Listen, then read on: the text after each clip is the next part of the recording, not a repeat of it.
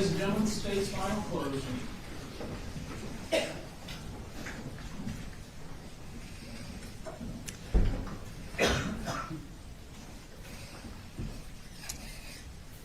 The defense said that Marcy blames everyone else. It's never her fault. Well, ladies and gentlemen, that is the exact description of the defendant.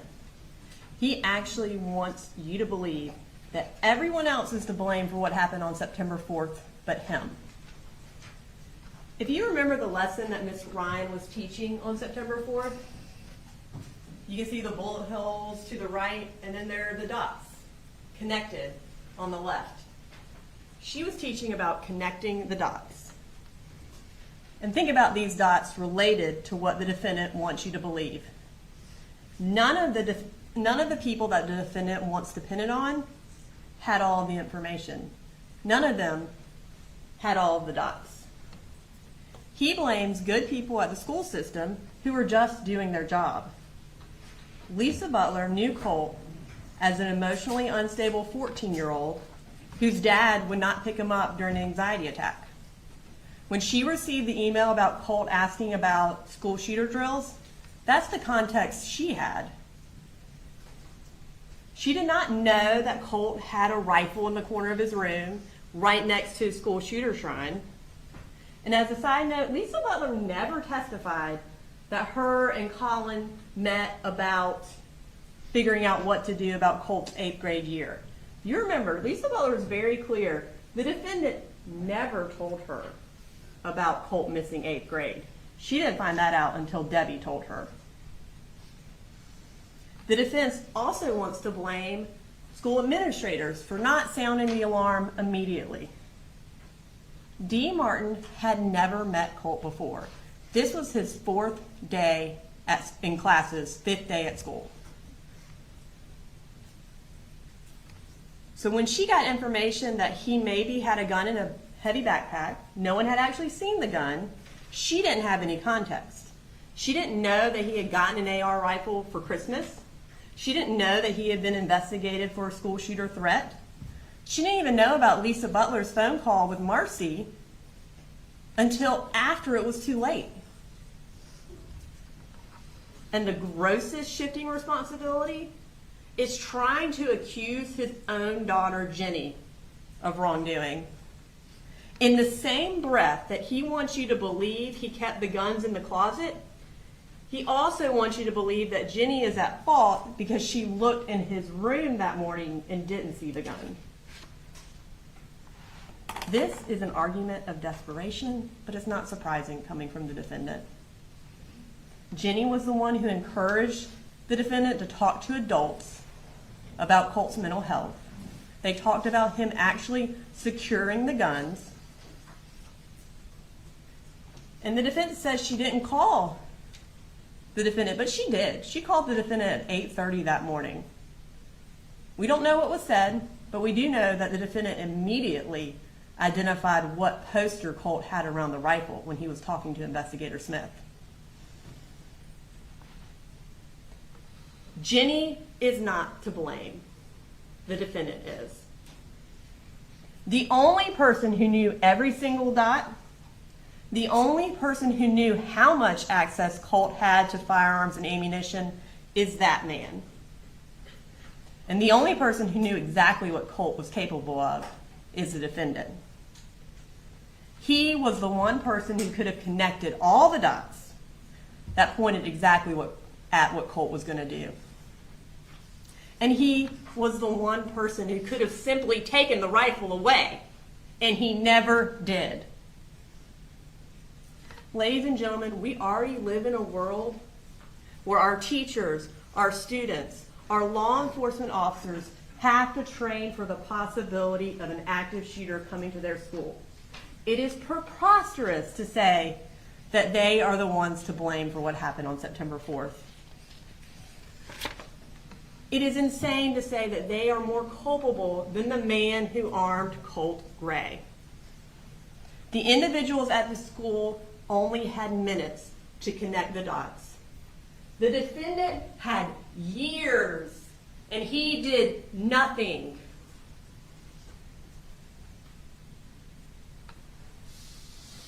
And then they want to talk about the computer that was in Colt's room and the person he was texting. Well, the defense knows that hearsay of Colt isn't admissible. They know that we can't prove that the defendant knew what was on Colt's computer, so that's not admissible. It is just an argument to try to distract you from what the actual evidence of what the defendant knew was. And then they want to insinuate that Marcy is really the one to blame. That's not an argument based in law or fact. Did Marcy Gray and her addiction cause more chaos in the lives of the Gray children? Absolutely. And that's why Jenny, by her own choice, doesn't have contact with her mother. But she's not charged because she did not commit actions that constitute a crime. You can see it in the indictment. The defendant is charged because he had custodial responsibility and he gave Colt access to a firearm and ammunition. For the custody part, you can see it on these calendars. The blue shows when Colt was living only with the defendant. The purple are those 2 months and a few days where he was living only with Marcy. And the green in 2024 is the few weeks where they all lived together. Of the last 22 months before September 4th, over 18 of those months, Colt spent solely with the defendant. The defendant had custody. The defendant had the ability to take that gun away. This case is not about who is the worst parent. It's about who armed Colt and who enabled him to commit the crime that he did. And it was that man.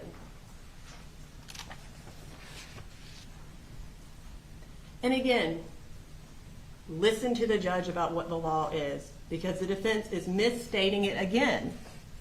We do not have to prove that the defendant knew his son was going to commit a school shooting on September 4th.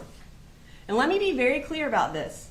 If Colt Gray had sent the defendant a text message saying, I'm about to go shoot up a school, or if he told him, hey, I'm going to go shoot up Apalachee today, then he would be charged with malice murder because he gave him the firearm and ammunition that let him do it. He would be charged as a party to a crime. And that is a completely different charge. He is not charged with knowing that he was going to commit a school shooting.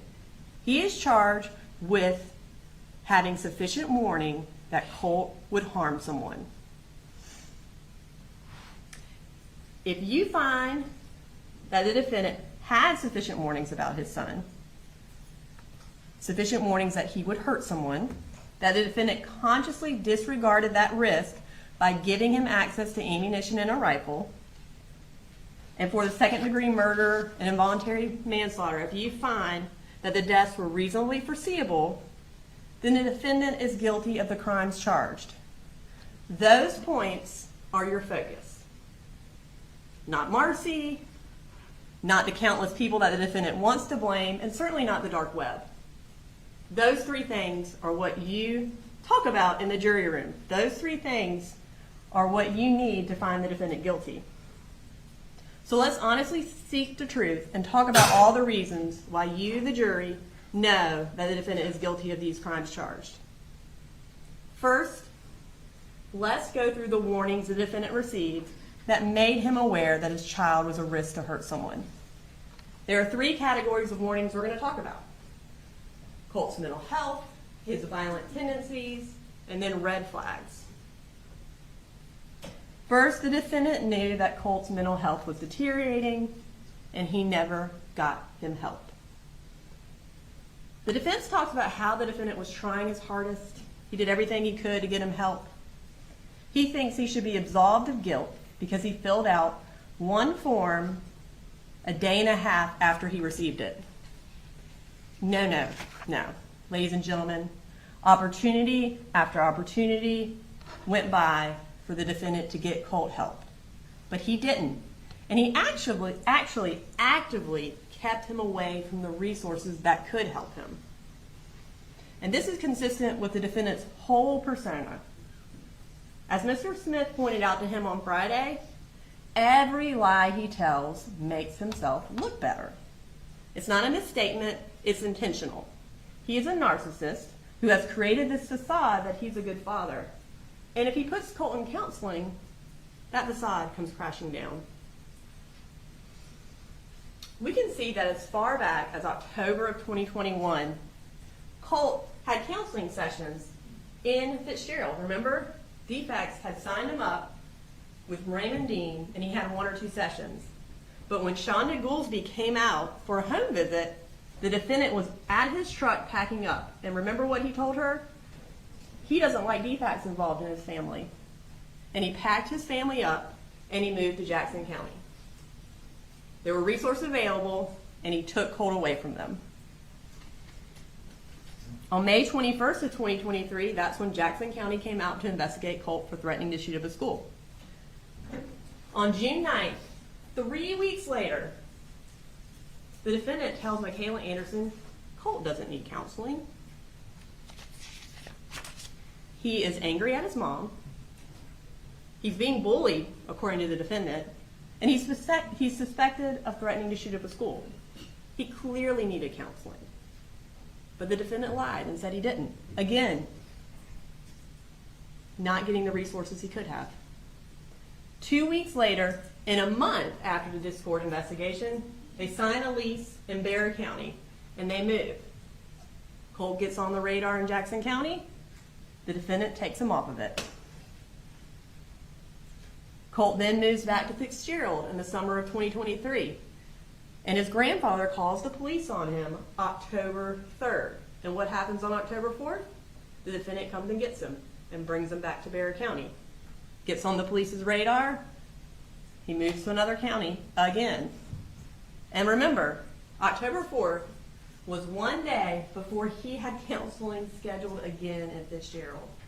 Again, he doesn't get the resources he needs. Then we have October 30th of 2023. Miss Pierre Charles comes out to the residence to do a home visit, and the defendant lies to her and says, we're doing counseling at Bexar Ministry Village. Well, you heard Scott Dakin, their director. They never did counseling there. The defendant even admitted it after hearing from Scott Dakin. They never did counseling there. He must have just made a misstatement. No, he lied, again, to get DFACS out of his lives and them off their radar. And then one of the clearest derelictions of his duty to his child, he did not put him in 8th grade. He was out of school for an entire year. Remember at Jefferson Middle School? He was on Carol Ann Knight's radar. They had counselors eating lunch with him. They had the school success coach constantly emailing the defendant to try to get in touch with him. And he never responded. That's why they knew his name. Not like he says because he was up there all the time, but because they had to try to get in touch with him so many times. He was on Jefferson's radar. He was getting resources. And the defendant, again, took him out of school, took him off the radar.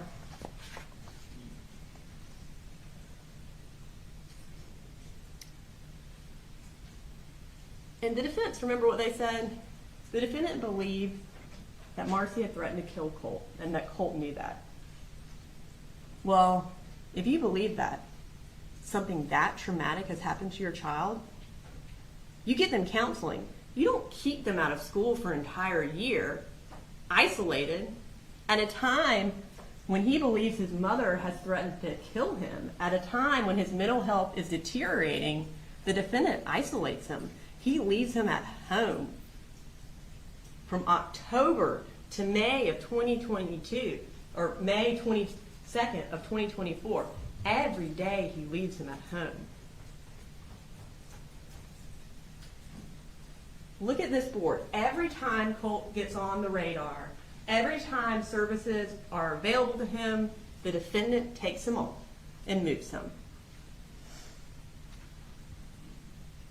Let's move to the summer of 2024 and the beginning of 9th grade for Colt. At this point, his mental health is rapidly declining, and the defendant continues to do nothing. On July 20th of 2024, Marcy texted Jenny, Colt had a horrible panic attack last night. And both she and the defendant testified about this. Colt asked him to call 911, was crying, was upset. They didn't. They didn't call 911. They didn't go take him to a doctor. They didn't get him help. The defendant did nothing other than leave the rifle in the room.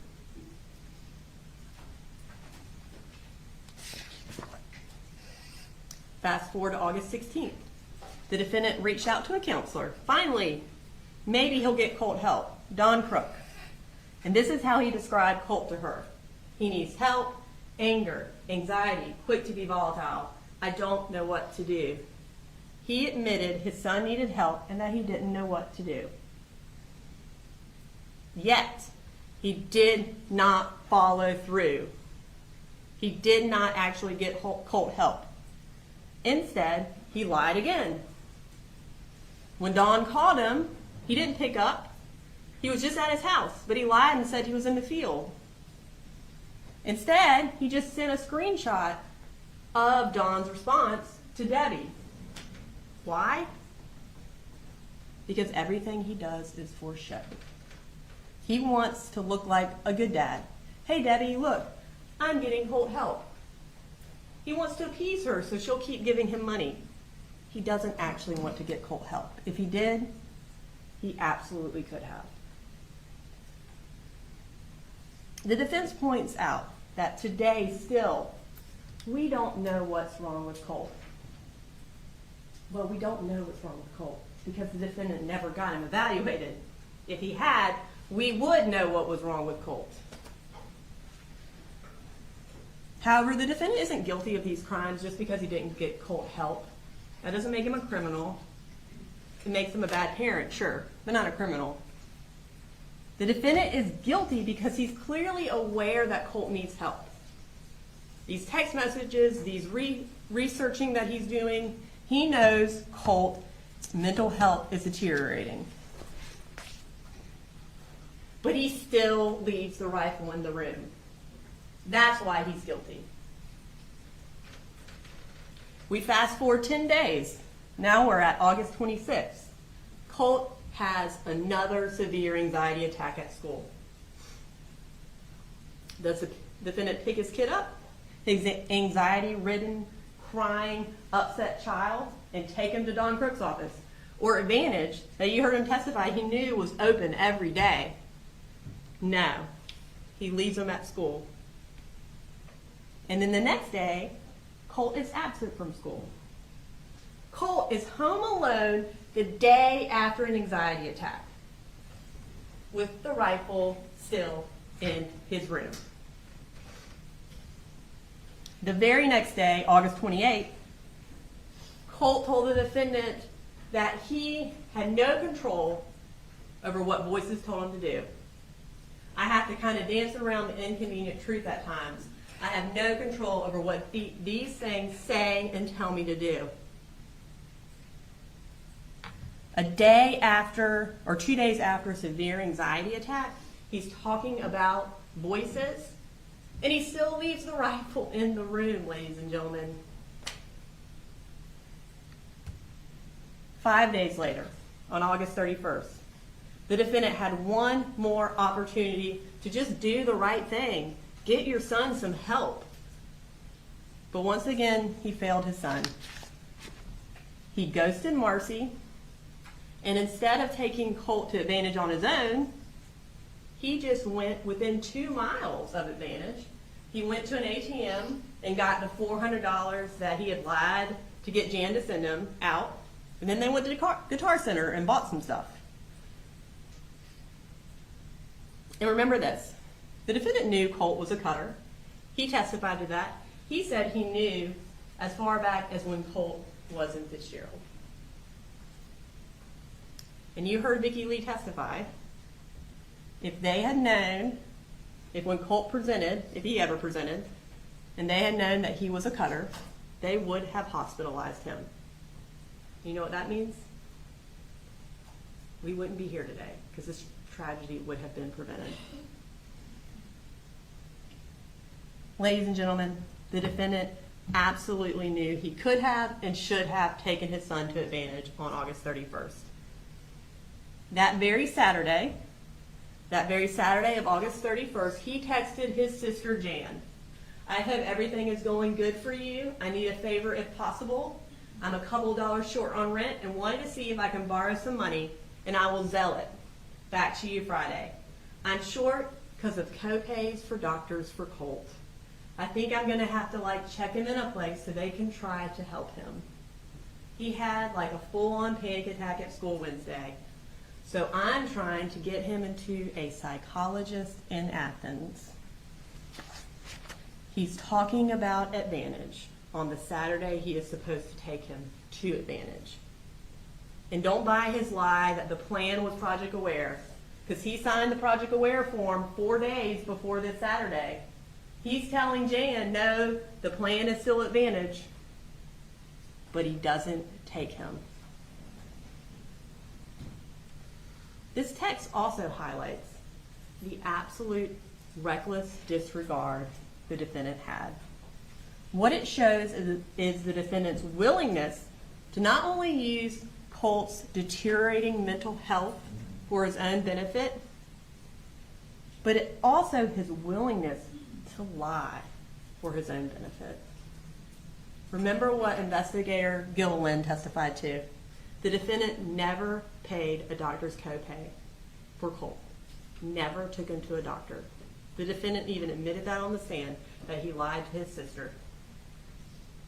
The only doctor he ever paid for was that medicine will, so he could get his own medicine.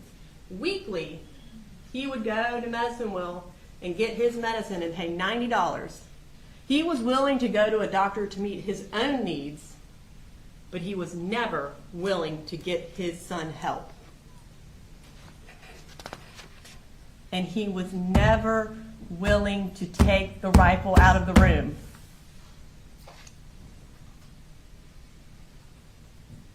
The next warning the defendant received was Colt becoming more and more violent in the months leading up to September 4th. Colt has documented behavioral issues going all the way back to first grade, where he would kick and hit students at least 2 to 3 times a day. And even if you believe the defendant that he had no idea about that, there's no way that behavior wasn't also going on at home. In 6th grade, another sign of violence is that Colt actually searches how to kill my dad and abuse. He also broke windows and cut a couch in Fitzgerald. And when he moves back to Barrow County with the defendant in October of 2023, he becomes physically aggressive with the defendant. Jenny, in her testimony, detailed fistfights between the two of them and described how Colt would cause holes in the walls of the house.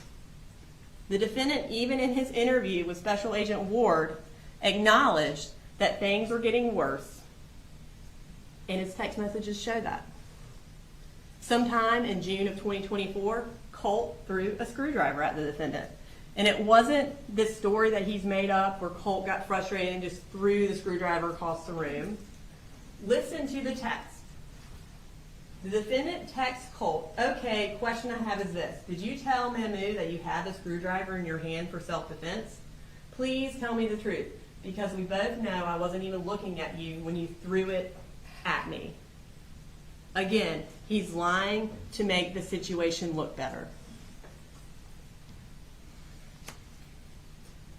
And one of the biggest warnings the defendant received that Colt was a threat to hurt others, was a threat to use his rifle, was when he got into a physical altercation with Marcy with the rifle. Now, despite the defendant's new version of his story that he told y'all on Friday, this is what he told Investigator Smith.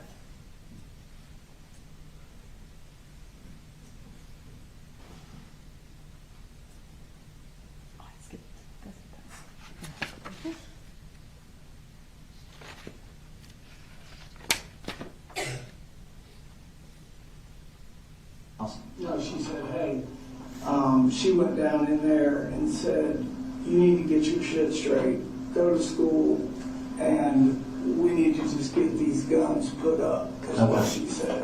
What did he say? And that's when they went from bad to worse. And she said she was going out of his bedroom and he pushed her, and she hit the door on the wall and the side of her head. And I'm like, okay, I'm on my way home. So, yeah. Remember, this is just one day after Colt told the defendant that the blood would be on his hands. That was August 14th. We're at August 15th, and he gets in a fight with Marcy with the gun. And you know the defendant believed Marcy, that Colt was out of control, and that Colt was responsible for this, because he immediately started, as he termed it, researching where to take Colt. He searched for where do I take my son for anxiety on August 15th, after the altercation, and troubled teen options and child psychologists on August 16th.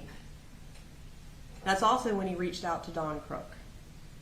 Colt was so angry about the thought of someone taking his gun away that he pushed his mother. There's no legitimate reason why Colt needs the gun in his room. The defendant acts like this is their escape, this is their bond, this is how they get together and hang out. But the reality is they went hunting one time in 2022, and they went to a gun range twice in 2024, with the last time being in March. Colt doesn't need that gun in his room. They're not bonding over it. The defendant testified that the rifle never came into play with Colt's arguments, not until it did with Marcy. He essentially said, but if it had been involved, sure, I would have definitely taken the gun away. Listen to what he is saying. He would have taken the rifle away once Colt used it. Guns kill people. Once Colt uses the gun, it's too late. The defendant does not get absolved of guilt because he would have taken the gun away if Colt had shot someone with it. He doesn't get absolved of guilt because he's hopeful that Colt won't use it. He is guilty of these charges because leaving the rifle in the room caused the death of 4 people. Now the final warning we have is the red flags. And again, we don't have to prove that the defendant had sufficient warning that Colt Gray would specifically become a school shooter. That is not what the law is, just that he would hurt someone.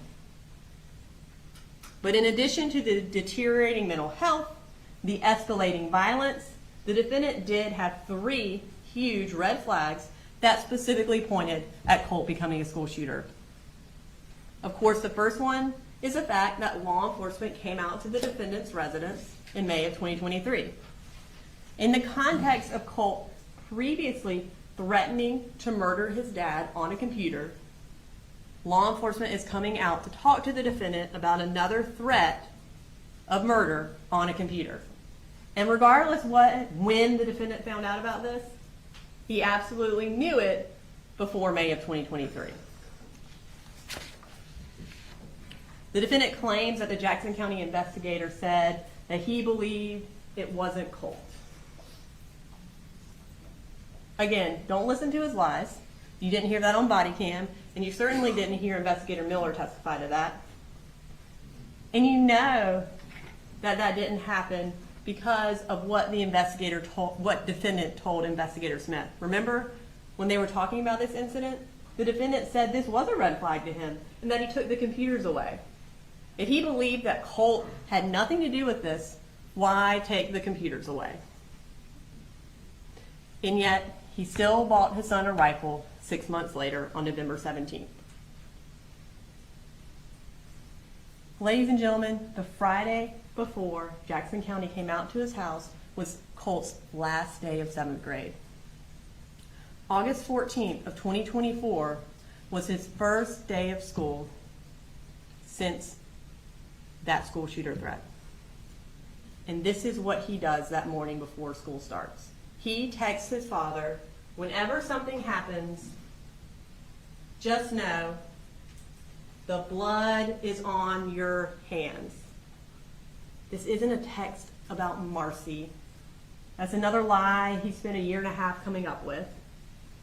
At no point in this entire text thread where he's talking about the defendant driving off a cliff and how he twists lies does he ever talk about Marcy. This is a threat, and the defendant knew it. This was another dot that the defendant had that, when connected, pointed directly at Colt being a danger. And yet, the rifle stayed in the room. Another red flag is Colt's paranoia about his teachers. He texts Marcy on August 28th, "There are people after me, I don't like it. My teachers. I feel as if they're plotting against me. Somehow, I feel like they'll hurt me." And we know that the defendant knows about the teachers because as soon as Colt texted Marcy this, she texted the defendant and said, "He just told me about his teachers." The defendant also told Investigator Smith about the teachers and said specifically that Colt thought math teachers were out to get him.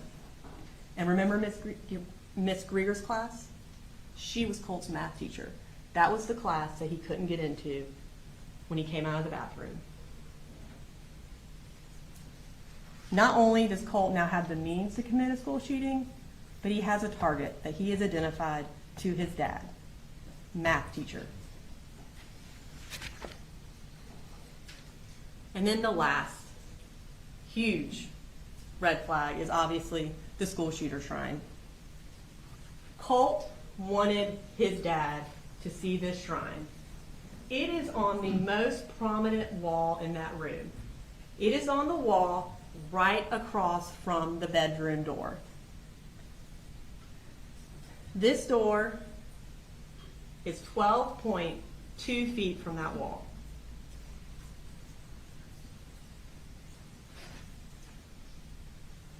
Every time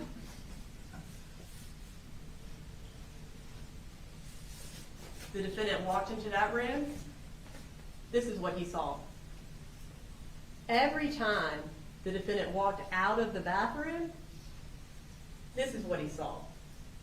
And on September 4th, when he walked into the room to see if the rifle was there, this is what he saw. Were you in the back? This is what he saw. You can read the headlines. You can see that these are all of the same person.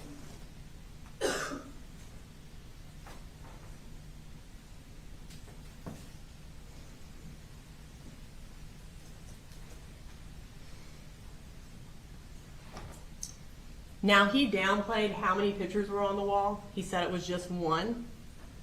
But he did finally admit on cross-examination to Mr. Smith that he knew who it was. He knew it was a school shooter on his wall. And it took him a while to admit that because it's really bad evidence against him. But it's also something he specifically tried to cover up. He initially admitted to Special Agent Ward that he knew who the picture was of. He said it was the last school shooter. That's what he told Special Agent Ward. But then he realized he's being investigated. And at that point, he goes into cover-up mode. He told Jenny to specifically lie about knowing about the school shooter shrine. And you know how we know she's telling the truth? Because right after he tells Jenny to lie at the treehouse, he walks from the treehouse to talk to Investigator Smith.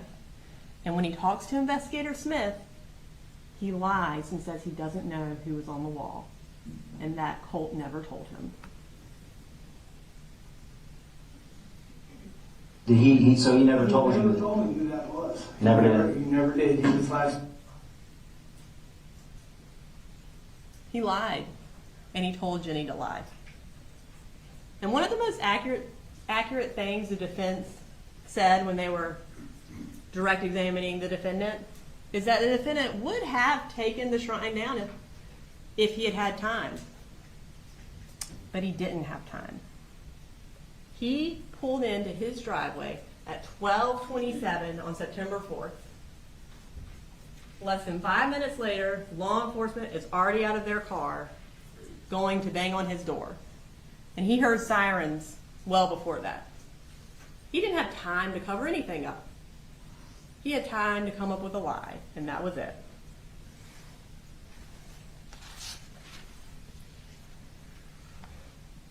Don't believe the defendant's downplayed version that there was just one picture on the wall. Colt had pictures of Nicholas Cruz on his wall dating back as far as April 15th of 2024.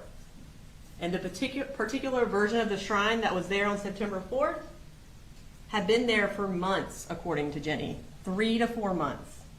And the photos that Colt took of his shrine corroborate that it had been there for a while.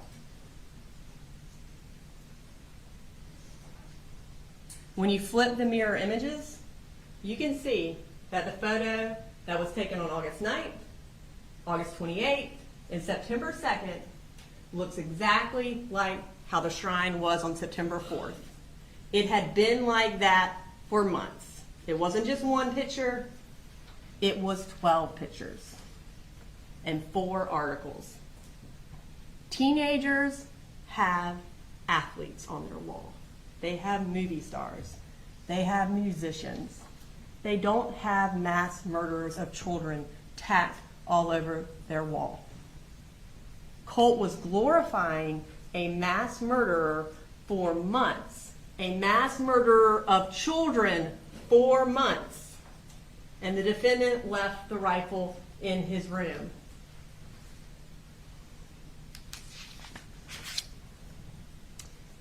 The defendant claims he didn't see this coming.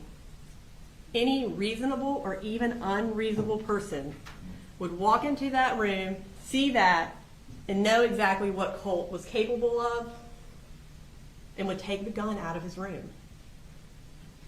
At the moment a reasonable person saw this shrine, that is the moment they would 100% connect the dots and know that it was Colt who made the school shooter threat.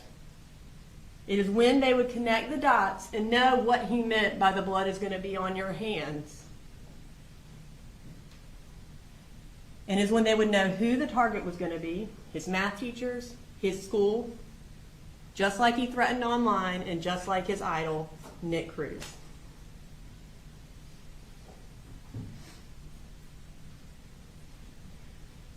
The next thing the state has to prove is that the defendant gave Colt access to ammunition and rifles. And the defense talks about, well, it's not illegal to keep your guns and your rifles unlocked. Sure, there's no specific law in Georgia that says every single person has to put their gun in a gun safe. But there is a law that says you can't not secure your guns if it is a gross deviation from the standard a reasonable person would do. And that's what the defendant did. He gave his son access to a firearm, and that was a gross deviation from what a reasonable person would do. And for the ammunition, we know the defendant was the one who purchased the actual ammunition that was used in the shooting. He purchased it on June 7th. He purchased Lake City Winchester Full Metal Jacket, and that was the ammunition that Colt used and that Colt had left on September 4th. Colt also took pictures of the ammunition he was allowed to have in his room. And when law enforcement got to the defendant's house, more ammunition was just in an unsecured box in the laundry room where Colt often slept. The ammunition was not secured, it wasn't separated from the weapons, it was just out and all over the house. And just like Colt can't buy a firearm, he can't buy ammunition. He's under the age of 18 and he can't get it without the defendant's help. Without the defendant getting him ammunition, this would not have happened. On August 11th, Colt sent the defendant this text message. Could you stop by Academy and pick up a 150 round pack of 5.56? If they don't have it, or if they don't have that, or 5.56, 223 will do. And then he follows up on August 16th, hey, if we can get 150 rounds, that's fine, but could we get at least 50? These texts show more than just that the defendant buys Colt ammunition. It shows another red flag. Another warning that should have triggered the defendant to put the gun up. Why is Colt asking for 150 rounds of ammunition? The defendant claimed on the stand it was to go to a gun range over the holiday weekend. Well, they didn't go to a gun range over the holiday weekend, and there are no text messages showing that they were planning that or that was ever something that they were going to do. But also remember when they went to the gun range on March 29th, the defendant did buy ammunition on March 28th, right before. He went to Academy Sports and bought Hornady Custom 223 rounds. He bought 20 rounds to go to the gun range, not 150 rounds. And he did it without Colt asking him for it. Colt only started asking him for specific rounds of ammunition when he was building his plan to commit a mass shooting. Colt did not need 150 rounds to go to a shooting range. Any reasonable person would have connected the dots and realized Colt wanted ammunition for an entirely different and evil reason. We've also proven he had access to the rifle. First, the rifle definitely wasn't in the defendant's closet like he claimed on the stand. This was another lie to make himself look better. Initially, he actually admitted to Special Agent Maddox and Ward exactly where Colt's gun was supposed to be on September 4th. I said, hell, it's not him. I said, all the guns are accounted for. They're in my closet. And I said, except for the one Colt put that laser in. I said, I'll call you in a minute. So as soon as I got here, I opened that door, Fox News, I left the TV on, and sure enough, there's Apalachee High, and I'm like, Jesus Christ. I go down to his bedroom, and I just stuck my head inside there, and there's his two guitars, and it's laying over there in the corner, and it's not there. Okay. The rifle was supposed to be in the corner of his bedroom, and it wasn't. Not in the closet, like he said on Friday. But that makes him more guilty of a crime. So he claimed on direct examination on Friday that he kept the rifle in the closet. He said, I quote, I moved everything out of the way. Like he was, I think he made hand motions at some point on cross. So he's moving everything out of the way to go check for the rifle in his closet. But during cross-examination, when confronted with the picture of the closet, which clearly does not have everything thrown out of the way, he was like, oh no, I just pulled the blankets apart, and then they fell back down. Ladies and gentlemen, the thing is, just keeping the rifle in the closet isn't much better. Colt still had access to it. It wasn't secured. But he doesn't have a gun safe, so it's the only lie he's got. So he tries to make himself look better by saying it was in the closet. Don't let the defendant pull you into his fantasy world. You know Colt kept the rifle in his room based on all the photos Colt took of the rifle in his room, based on the defendant's own admissions on September 4th, and based on text messages that Colt actually sent the defendant. On August 15th, when they're talking about this altercation with Marcy, Colt says, tried to grab my gun. He didn't say your gun, Dad. He said, my gun. And then he says, I don't know, she backed me into my room and started talking about, are you going to get your gun? Even though I wasn't. And then she grabbed it. My room. Marcy grabbed the gun when she was in Colt's room. He's telling his dad, the defendant, my gun is in my room. The defendant knows where it is. That's where it stays. That's where it's always stayed.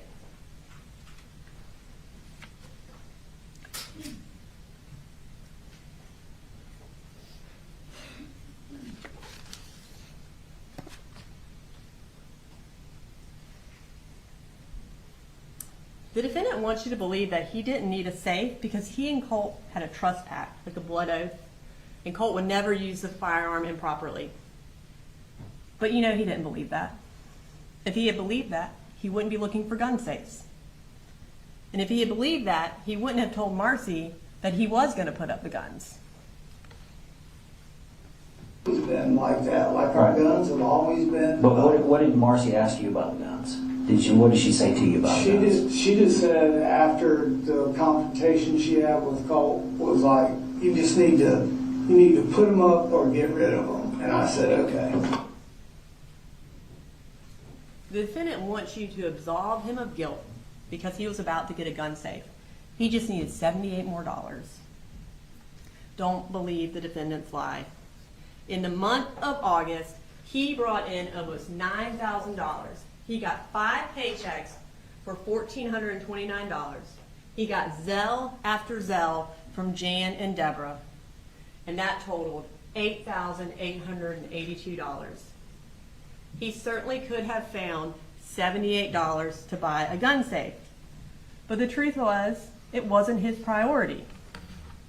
His priority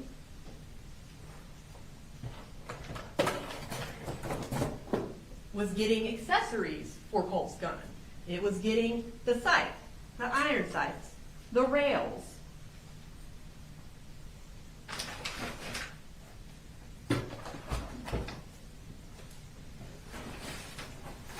It was getting a school shooter vest that looked exactly like the one Nick Cruz had in his photo. It was getting a half mask that looks like the one he has in that photo.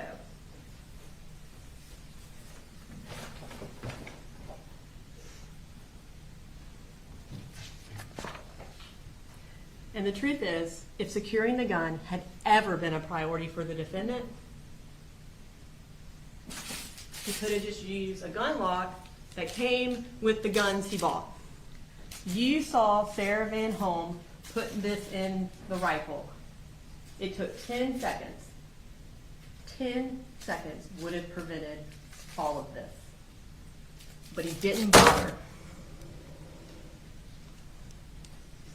Finally, for the second-degree murder and involuntary manslaughter charges, the state must prove that the defendant was the proximate cause of the deaths of Mason, Christian, Coach Aspinwall, and Miss Earmy, that their deaths were reasonably foreseeable.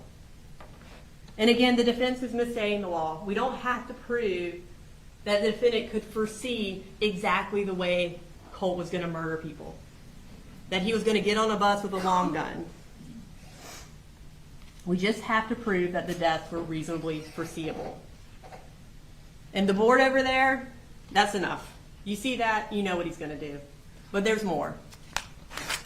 The defendant knew that Colt had committed a mass shooting even before the news broke that there was a mass shooting at Apalachee High School. At 10:55, Jenny texted him, "I'm scared." The only time he had talked to her was at 8:30 after she had gotten off the bus. Yet, he doesn't say, "Why are you scared? Everything okay? What's going on?" He says, "It's going to be okay." Because he knew exactly what she was scared of. After he heard that there was a shooting, but before Colt's name was released, the defendant knew for sure his son had committed this crime. Everyone who had a child at Apalachee High School was leaving work and going to the school because they had heard about the shooting. Remember Jackie Garcia? She ran across the street after telling her employer, "I'm going to go check on my daughter." We didn't just have her testify for emotional effect. Her testimony had a purpose. The body cam we played through her had a purpose. It showed that her and parent after parent came running to Apalachee High School. They were terrified. They were wondering if their child was hurt. But not the defendant. He told Special Agent Ward that he left the job site as soon as Colt texted him, "No, I love you and Coley and Jenny." But that text was at 10:03. He didn't leave the job site until 11:18, an hour and 15 minutes later. He knew what Colt was about to do, and he just continued to work. He didn't call George Clackham until 11:07 to tell him he was leaving. He lied to George and said his son broke his arm. And do you remember his explanation on the stand? He needed to tell George something that was serious to get his attention. are you serious? Are you joking me? Jenny texted the defendant at 11:01. 3 people are dead at the high school. You can see under red, the defendant read that at 11:01. So at 11:07, when he's calling George Clackham, he knows 3 people are dead at the high school. Something serious would be, hey George, there's a shooting at my son's high school. I've got to go. He lied to George for one reason. He knew his son was the shooter. He did not need to hide the fact that his child was at a school where a shooting had occurred. He needed to hide the fact that his son was a school shooter. So he lied. Instead of going to pick up Jenny, who was begging for him to come get her, who was scared, he goes to QT and gets a drink, and then he goes home to confirm what he already knew, that his child had murdered people. And even more chilling, even more evidence that he knew what Colt had done, is that as soon as Jenny told him that 3 people are dead, at 11:01, she told him that. And you know what he never did again? Until police got there and he knew Colt was alive? He never texted or called Colt again. After 11:01, his last text to him was at 10:50. Hey, can you give me a quick call? You saw the texts and calls he was doing after he said, I'm sorry. It was constant. But never again after 11:01. Do you know why? He thought his son was dead or in custody. He knew he couldn't answer the phone.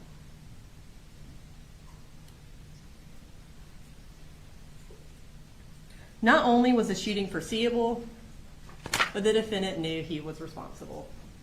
You heard how Marcy researched Ethan Crumbly, a case where the parents of the school shooter were charged for not securing a gun. And you heard how Marcy clearly communicated that to the defendant based on their constant phone calls. You heard how the defendant lied to his boss to hide the fact that his son was a school shooter.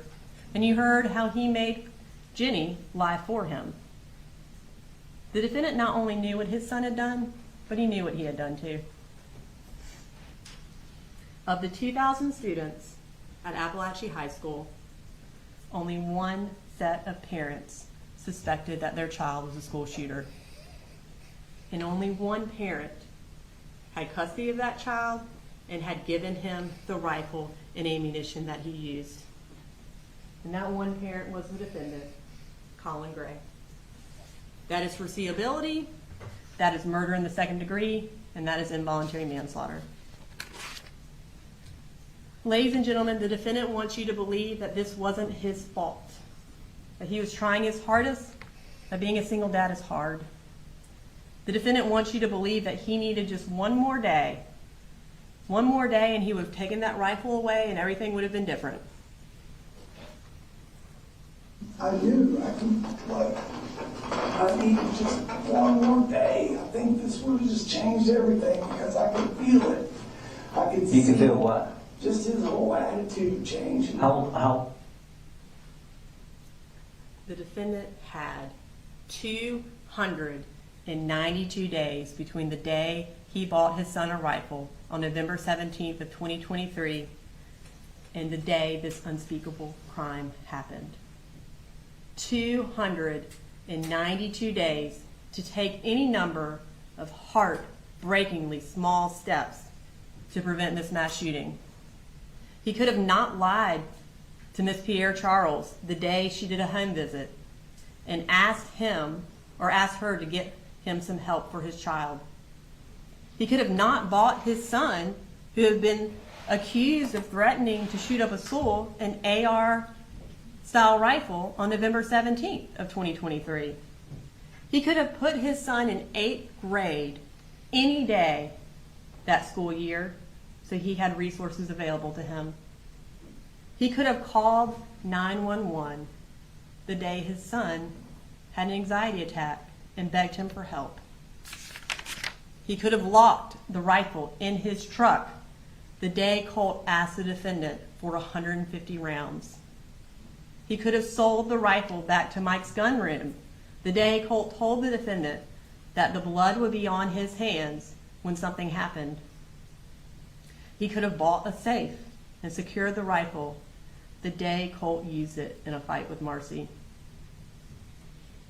He could have put one of those gun locks he had on Colt's rifle the day he saw the mass murder of children tacked on his wall.